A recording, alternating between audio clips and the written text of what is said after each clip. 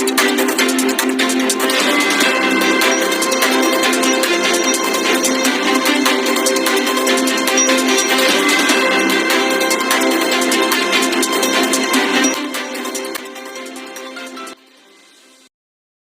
Pan-Yoruba Socio-Cultural Organization, Afenifere, has declared that the 10 IPOB leader, Nnamdi Kanu, is a political prisoner and that he should be freed immediately. That's what we're going to talk about in this video. The Apex Yoruba Socio-Cultural Group, Afenifere, has urged President Bola Ahmed Tinubu to release Master Nnamdi Kanu, the detained leader of the indigenous people of Biafra, describing him as a political prisoner. They made the call through a communique issued after their meeting that was held at Ayo Adebanjo's residence. Of course, you know that Ayo Adebanjo is the leader of Afenifere. The deputy leader, Oba Oladipo Olaitan, presided over this important meeting.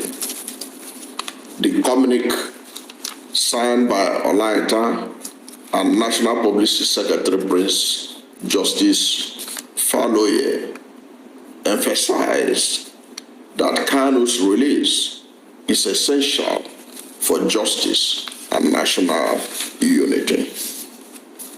Afenifere expressed concerns that Kanu might not receive a fair hearing anymore due to the ongoing conflicting legal issues in various courts. Furthermore, Afenifere labeled Kanu a political detainee and argued that there is no valid reason for his prolonged detention without trial. Afenifere stated, and I quote, "Given all circumstances, especially his abduction in 2021 and subsequent controversial legal battles, it is evident Kanu is a political detainee. In the light of justice and reconciliation, Afenifere strongly urged President Bola Ahmed Tinubu to release Kanu immediately, emphasizing that continuing his detention is unjustifiable."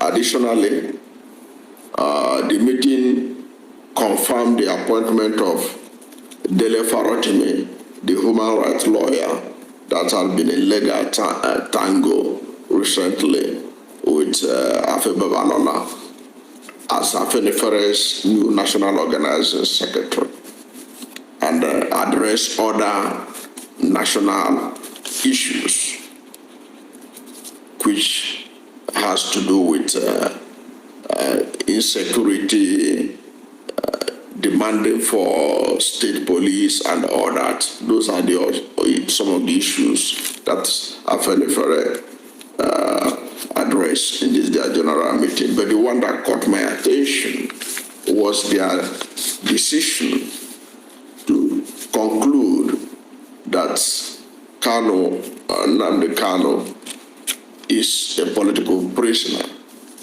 In other words, they are saying that they do not agree with the Nigerian government who are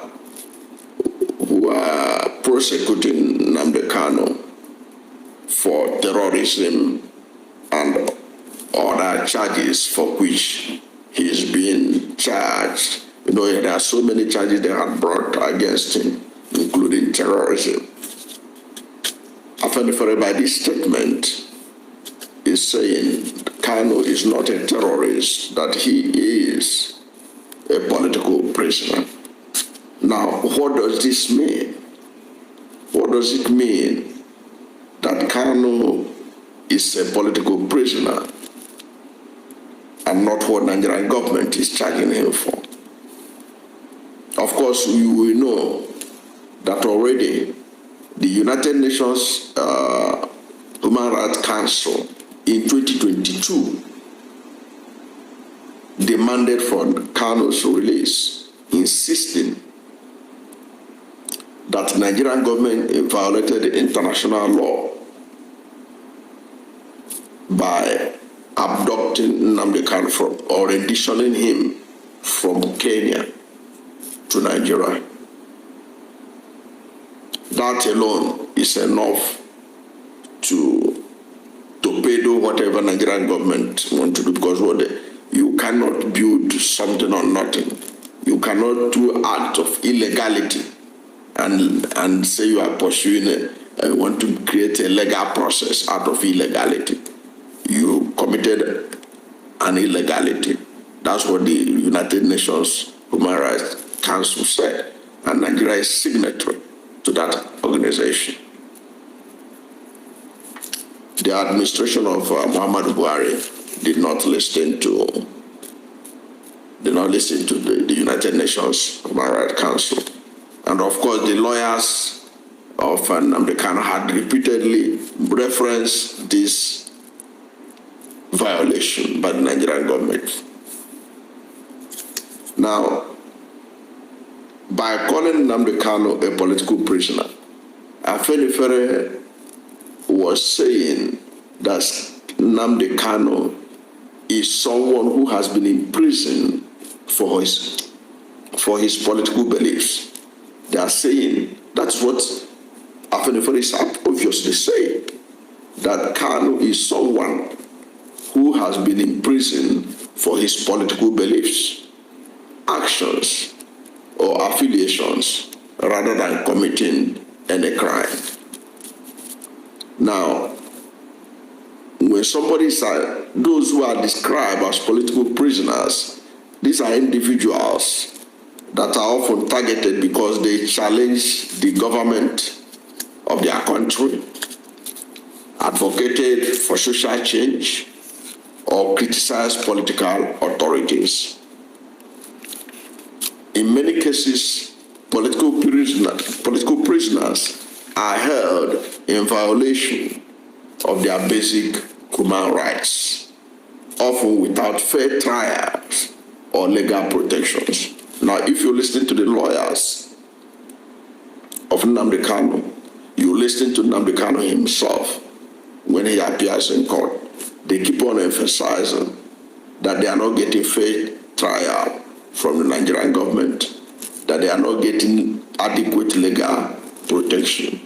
Now, what I'm saying is that what the lawyers of Nnamdi Kanu are saying, what Nnamdi Kanu is saying, and what a lot of people are also observing, is in tandem with what the Afenifere had just said by saying that he is a prisoner of conscience, if you like, political prisoner. And you can't be a political prisoner unless you are facing some of these challenges that I just listed. So that is what Afenifere is saying. That Nnamdi Kanu is somebody that is facing violation of his fundamental human rights, is suffering from unfair trial and legal protection. Now, in history, the history of the world is littered with notable political prisoners. Okay? Now, some of the political prisoners that readily comes to mind include Nelson Mandela of South Africa, who was in prison for 27 years before he was released in 1990 and eventually became South Africa's first black president. Another one that could really come to mind is Aung San Suu Kyi of Myanmar. Aung San Suu Kyi of Myanmar, who was held in detention, house arrest. He was in house arrest for several years by the military government of Myanmar. Okay? She's a woman that wanted change in her country. And she was detained, placed on house arrest for several years. And by 1991, eventually emerged the winner of the Nobel Peace Prize. In other words, Afenifere is saying, by describing Nnamdi Kanu as a political prisoner, they are putting him in the same league with Nelson Mandela, with Aung San Suu Kyi, and others who are prisoners of conscience, people who are detained because of their political beliefs and all that. This is an interesting development.